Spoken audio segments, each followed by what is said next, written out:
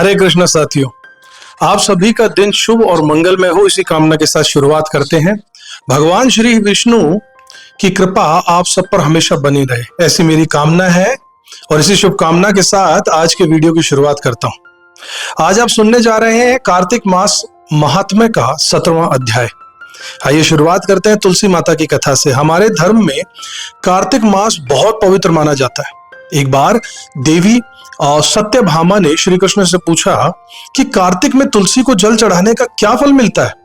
भगवान मुस्कुराए और बोले कि तुलसी कोई साधारण पौधा नहीं है, वो स्वयं लक्ष्मी जी का स्वरूप है। जैसे कार्तिक मास मुझे प्रिय है, वैसे ही तुलसी भी मुझे हृदय के समान प्रिय है। तुलसी को जल अर्पित करने से सुख, समृद्धि और मोक्ष का मार्ग खुलता चला जाता है। तुलसी के पास दीपक जलाने से घर में लक्ष्मी स्थिर रहती है। जो मुझे तुलसी पत्र से भोग लगाता है, मैं प्रेम से स्वीकार कर लेता हूं। बिना तुलसी के भोग लगभग अधूरा ही है। अब मैं तुम्हें कार्तिक के तुलसी को जल देने का महात्म्य सुनाता हूं, ऐसा श्री कृष्ण भगवान ने कहा। जो स्त्री ये कथा श्रद्धा पूर्वक सुनती है, वो सदा सुहागन रहती है, घर में सुख समृद्धि आती है और दरिद्रता दूर हो जाती है। भगवान ने कथा सुनाई।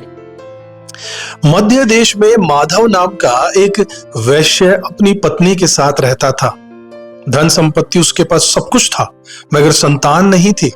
इसी से वो दुखी था। उसने दान, व्रत, इलाज सब कुछ किया, मगर कोई लाभ नहीं हुआ। एक दिन वो महामुनि वशिष्ठ के आश्रम में पहुंचा और अपनी पीड़ा वहां पर जाकर उसने कही। वशिष्ठ जी ने दिव्य दृष्टि से देखा और बोले कि पिछले जन्म के एक पाप के कारण तुम्हें संतान सुख आज नहीं मिल रहा है।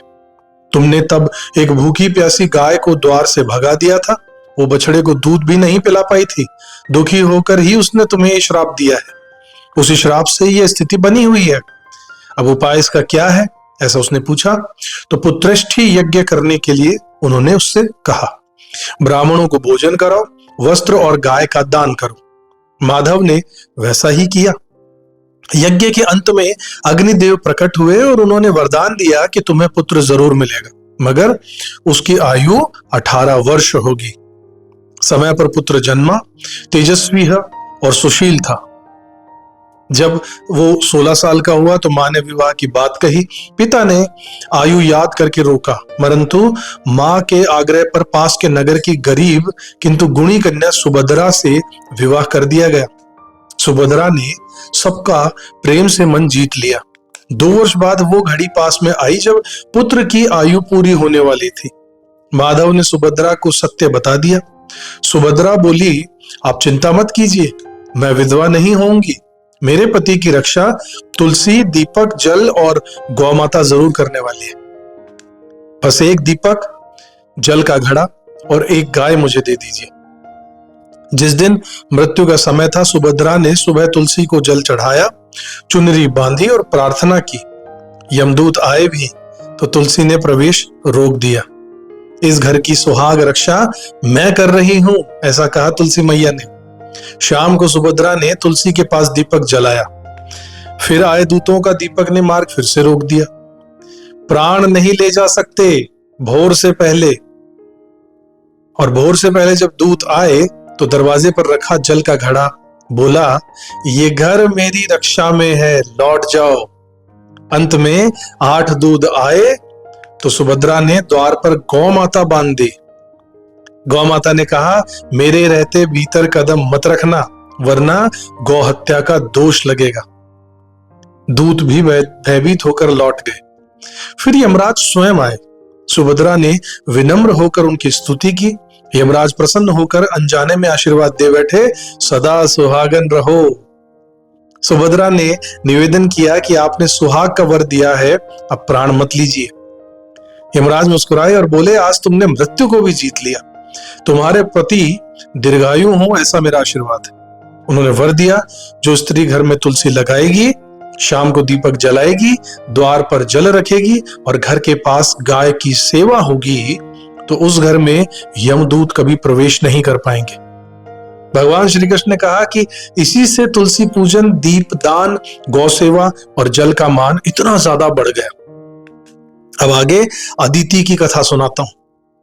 पिछली कड़ी में आपने ये सुना कि अग्नि में अदिति जले नहीं, कारण भगवान के स्मरण से सारे संकट दूर हो गए।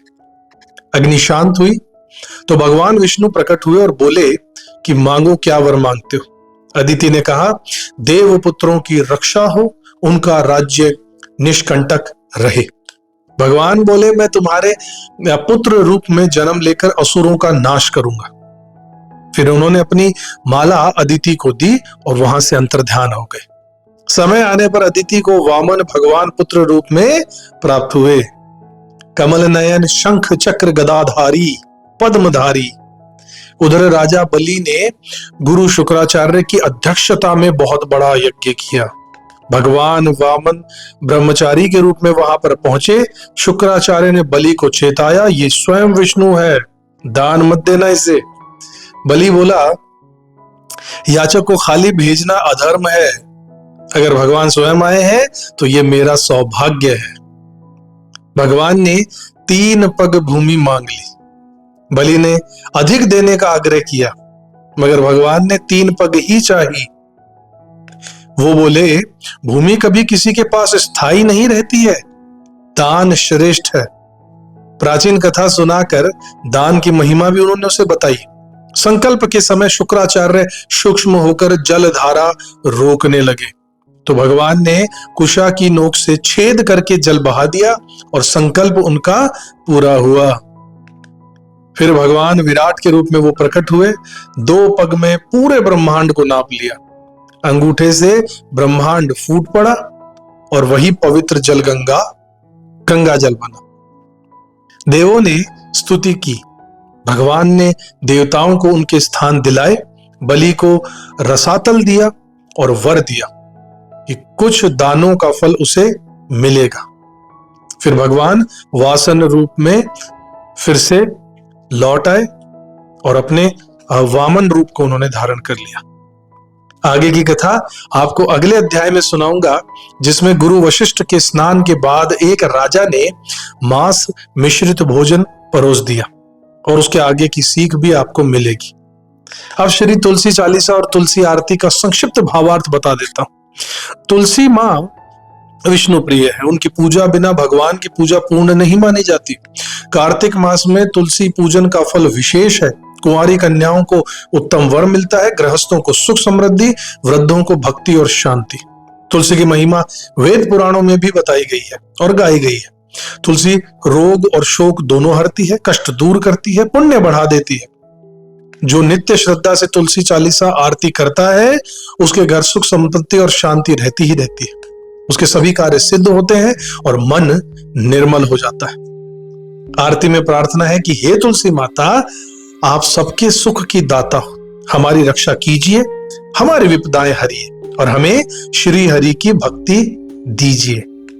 आज का अध्याय यहीं पूर्ण होता है साथियों, जैसे हर दिन होता है उसी तरीके से। और आशा करता हूं कि आज की कथा भी आपको अच्छी लगी होगी।